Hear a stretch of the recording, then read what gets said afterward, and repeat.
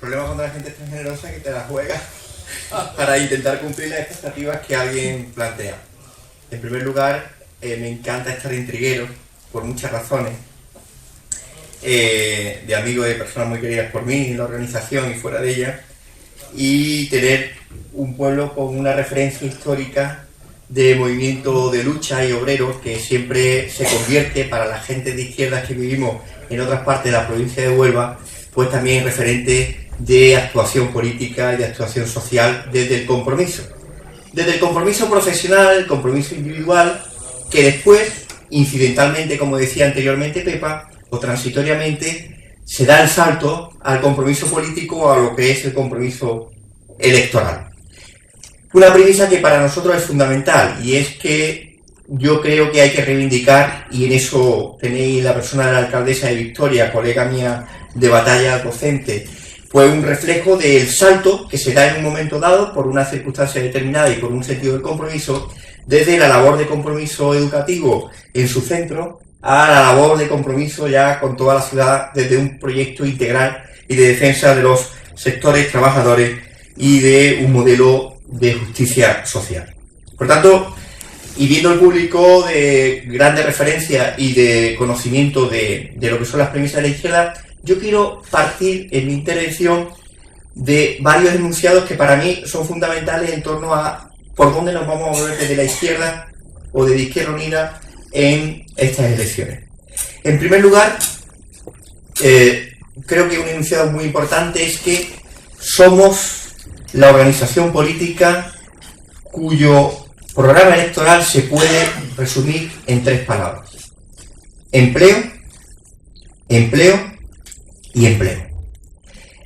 Hemos hecho una convocatoria social en la que han participado más de 40.000 personas en todo el Estado, donde desde la conciencia y el diagnóstico de una crisis sistémica como tenemos en estos momentos, esto no es una crisis de ciclo, esto es una crisis de cambio de sistema, estamos convencidos de que se puede salir de otra forma, como nos intentan convencer la Unión Europea, el Fondo Monetario Internacional, los banqueros y los botines que mueven la cuna, como dice Cayo Lara, detrás de los poderes formalmente establecidos.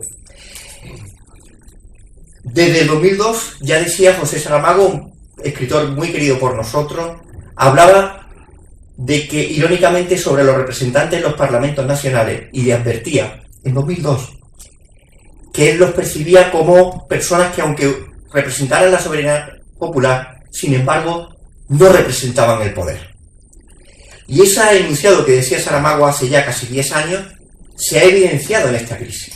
Se ha evidenciado que el nuevo demiurgo, el nuevo hacedor del sistema, no está en los gobiernos nacionales que han sido votados por los parlamentos. Se ha evidenciado en el papel de Zapatero en esta crisis y su actitud pedigüeña ante los hackers y los brokers de Nueva York, reuniéndose allí para explicarle su reforma económica y las reformas laborales. Y eso, evidentemente, tiene una respuesta de la izquierda. No puede tener otra respuesta, que es la firmeza, la convicción, la interiorización y la rebeldía a asumir o a resignarnos a que la única salida de esta crisis es por eliminación de la deuda sin contemplación de las consecuencias sociales que puede tener esta. Ahora mismo esa especie de endiosamiento que está habiendo en el lenguaje económico de la Unión Europea pone en el primer lugar de esa especie de santísima trinidad economicista la eliminación del déficit, y están subyugando a un país como Grecia en unas condiciones que va a provocar que durante los próximos 5 años el nivel de pobreza aumente más del 50% de la población, desmantelamiento del sistema de pensiones, de la protección social de derechos básicos, el endiosamiento en esa santísima trinidad, por encima de todo, del déficit. ¿Y dónde están los derechos básicos de los ciudadanos? ¿Dónde están las líneas rojas que desde una posición de izquierda son absolutamente irrenunciables? Y cuando hablo de líneas rojas hablo de una provisión de subsistencia para la familia. Hablo del derecho de una sanidad gratuita y universal, independientemente de los ingresos que tengamos los ciudadanos, el derecho de la salud, de la sanidad. Y hablo de un derecho a educación como servicio básico de calidad, gratuita y laica. Y sin embargo, en la Unión Europea el único endiosamiento que hay es la reducción del déficit por encima de todo, sin tener en cuenta los condicionamientos sociales.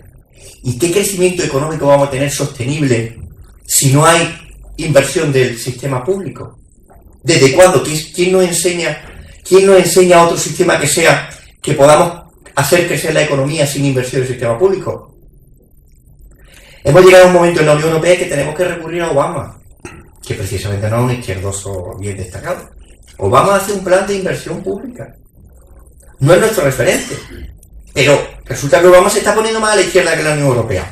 Pongo este ejemplo porque estamos asumiendo como algo normalizado, por una repetición machacona de mensajes, la derechización en las políticas neoliberales profundas que se están produciendo en la Unión Europea.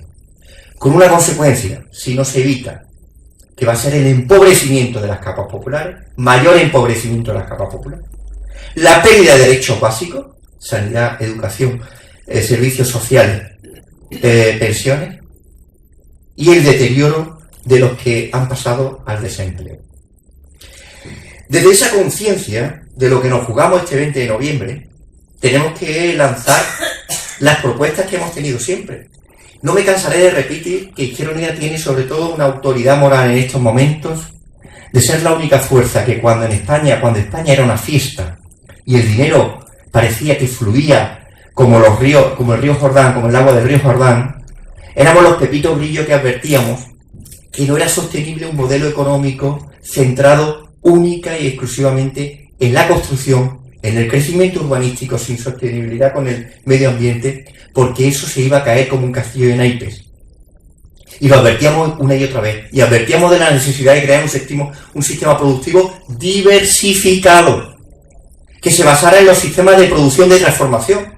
Sector agroalimentario, como insiste mucho Diego, en el ámbito de Huelva, que es un sector estratégico en la creación de empleo. Y ahora tenemos la autoridad moral, por desgracia, de no habernos equivocado en el diagnóstico. Por tanto, tenemos que estar orgullosos de mantener un discurso que no era cómodo en ese momento en que los ayuntamientos se abastecían de los ingresos urbanísticos por el déficit estructural que da el Estado a los ayuntamientos y por tanto las corporaciones locales veían como el maná la capacidad de ingresos del urbanismo y se miraba por otro lado. No era cómodo ese mensaje, pero lo decíamos porque era insostenible. ¿Cómo se ha visto ahora? Se ha paralizado la construcción y se paralizan todas las empresas auxiliares. La madera se viene abajo porque no hay generación, los materiales de construcción, etcétera, etcétera. Las carpinterías metálicas, etcétera. Bien, ¿qué es lo que hay que hacer? Que nos encontramos ante la necesidad de cambiar el modelo productivo sí o sí. La necesidad de mantener una educación pública con una formación profesional adecuada a la demanda y a la oferta de trabajo de calidad, para tener personas que cuando terminen su formación tengan capacidad para poder conseguir un empleo. En la Unión Europea ahora mismo hay 2 millones de puestos de trabajo que no han sido ocupados por ciudadanos europeos por falta de formación y se han tenido que traer de la India, de Brasil, de países emergentes que tienen una buena masa formada de población con 2 efectos. Uno, que vienen a Europa a ocupar puestos cualificados, lo cual no está mal, pero hay otro terrible, que descapitalizamos esos países de origen. La gente formada no revierte su formación en el desarrollo de esos países. Y por otro lado tenemos una población que no se forma para poder acceder a esos puestos. Pues tenemos que mantener, si eliminamos la inversión en esos derechos sociales, díganme ustedes cómo formamos a personal cualificado para después establecer mecanismos de mejora y de garantía de inserción laboral. Yo creo que frente a eso quisiera transmitiros la convicción, el mensaje de que hay alternativa, de que frente al endiosamiento del déficit como único elemento que cohesiona las políticas económicas neoliberales sin pensar en las consecuencias sociales, existen medidas de inversión pública como son las únicas que pueden generar movimiento económico. Y cuando hablamos de inversión pública, me preguntaréis, ¿y de dónde sacamos el dinero? Pues habrá que sacarlo de alguna forma. Y cuando hablamos de reforma fiscal, que es a lo que viene en el siguiente movimiento, reforma fiscal para tener ingresos y que esos ingresos sirvan para promover empleo, desde la incentivación del sector público y desde la incentivación del Estado a las empresas privadas para la creación de empleo, tendremos que hacer una reforma fiscal, no con un debate de más o menos impuestos, sino con un principio clásico en la izquierda y que todo el mundo entiende, que pague más el que más tiene. Pero no solo en la renta del trabajo, que son las que están financiando el sistema fiscal de este país, sino en las rentas del capital.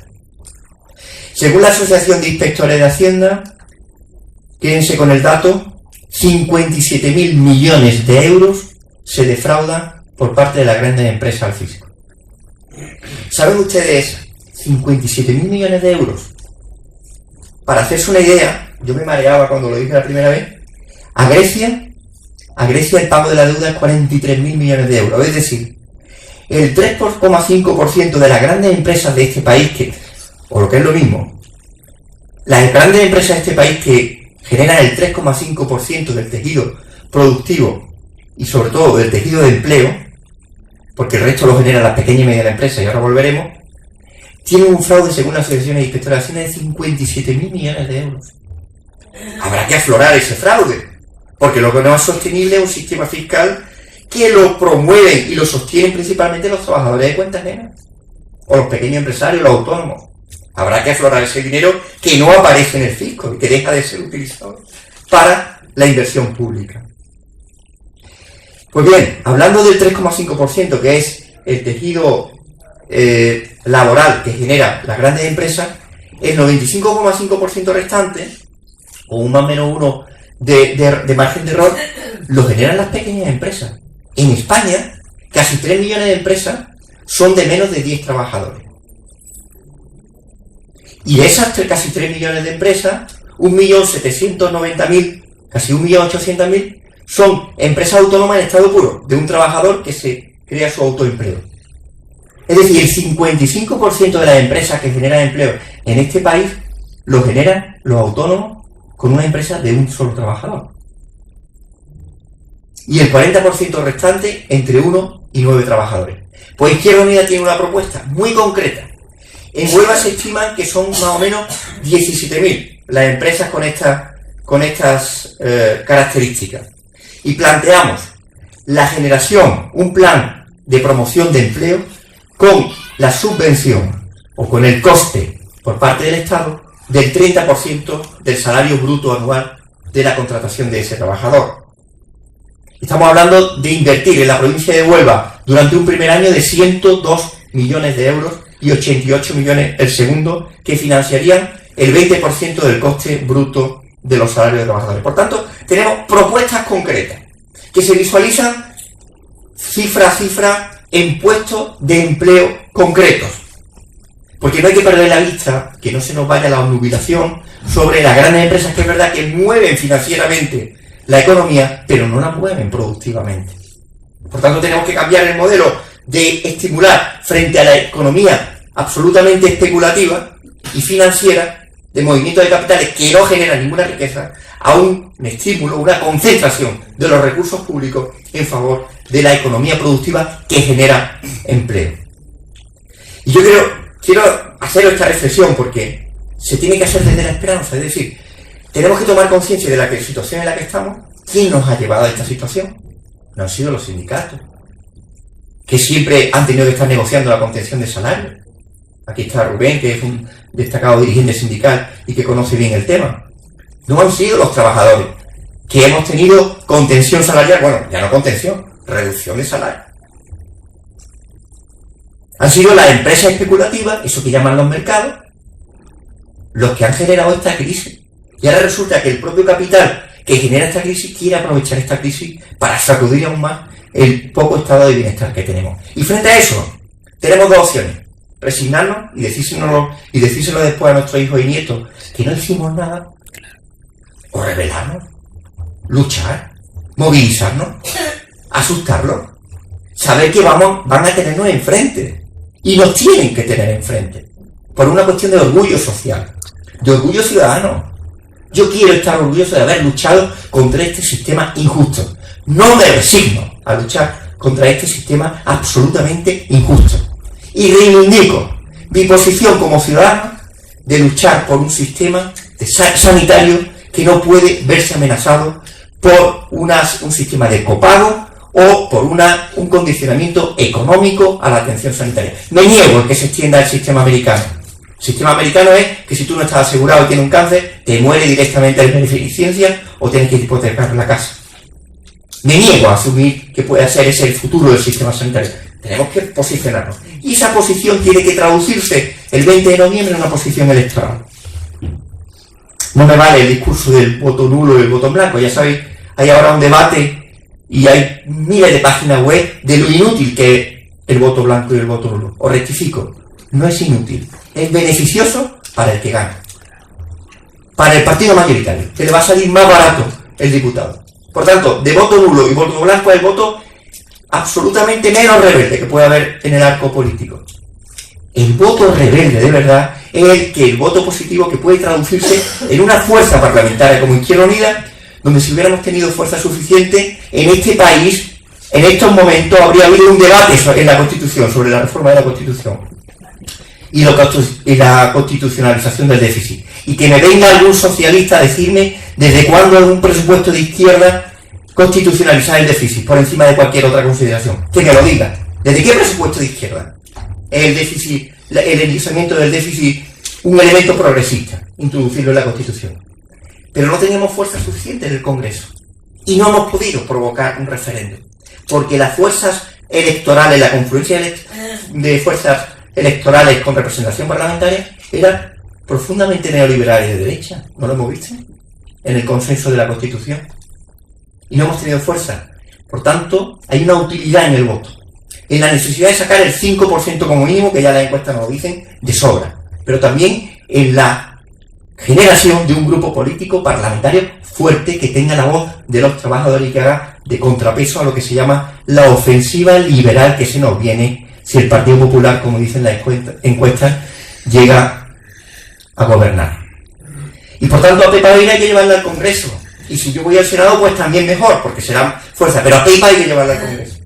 A una mujer fuerte, movilizadora, que ha estado en la primera línea en la batalla educativa, en la batalla medioambiental. Por cierto, la batalla medioambiental, generadora de empleo. No hay mayor generador de empleo en esta provincia que el sostenimiento de reforestación, de cuidado de los parques naturales, de regeneración de espacios deteriorados en la creación de empleo. Tenemos un plan de empleo trienal con un plan de choque en 2012 para la generación de empleo de 300.000 empleos en toda España, con una proporción de en torno a 3.000 empleos en la provincia de Huelva. Por tanto, tenemos una dirigente que a lo largo de su trayectoria ha liderado esos procesos y vinculado un desarrollo de modelo productivo sostenible de creación de empleo con el cuidado y el sostenimiento de un patrimonio natural inigualable como tenemos en la provincia de Huelva. Por tanto, esa toma de conciencia o estos datos que os lanzo como referencia deben servirnos no para entregarnos una dinámica de miedo o de mayor resignación, sino para tomar conciencia del momento en el que estamos y transmitir fuera la esperanza, la necesidad de cambio y la conciencia de la gente de que es fundamental que haya un grupo de izquierda como Izquierda Unida marcando, condicionando y defendiendo a los trabajadores y a los que lo están pasando más difícilmente en esta crisis. Yo simplemente quiero finalizar con una invitación a la esperanza, una invitación al optimismo, una invitación a que en el peor de los momentos, sabéis que cada vez que algún hermano, algún familiar cercano nuestro, algún amigo engrosa la lista del paro, a todos se nos incorpora un elemento de desesperanza, pero inmediatamente después tenemos que lanzarnos a la propuesta de renovación de una esperanza y sobre todo de lucha, sobre todo de no resignarnos, de no estar dispuestos a asumir pasivamente que aquí las políticas neoliberales sean las únicas que se impongan, sea quien sea que gobierne. Porque no nos resignamos, porque no estamos dispuestos a que se nos intente introducir esta dinámica absolutamente desmanteladora del estado de bienestar, es por lo que estamos aquí. Y yo os transmito, os llamo al optimismo y sobre todo al entusiasmo y a la esperanza de transmitírselo a nuestros amigos, a nuestros compañeros, a nuestros familiares, a los compañeros del trabajo, a los del Tajo, a los del ocio. Transmitir la importancia que es que haya una fuerza de izquierda que defienda lo mismo que dice en la calle, lo diga en el Parlamento y condicione las políticas si hacen falta para dar un giro a la izquierda en ese sentido. Yo simplemente quería terminar con una llamada también a la solidaridad. Sabéis que en muchas ocasiones compañeros nuestros que estuvieron de piquete informativo en huelga general han sufrido condenas judiciales con pagos de costas de entre 3.000 y 5.000 euros, y os llamo a que colaboréis solidariamente en la mesa que hay fuera para poder aportar en la medida de lo posible pues la ayuda a este compañero de Córdoba que ha sido sancionado con 4.000 euros y que no, sencillamente un chico parado que no tiene recursos y que entre todos queremos ayudarle. Y en esa solidaridad que se gesta en este momento, apelo también a la solidaridad política y a la necesidad de que somos muchos más de los que creemos y muchos más de los que creen ellos para luchar por un sistema mucho más justo, más solidario y más generador de empleo. Muchas gracias, ánimo y adelante.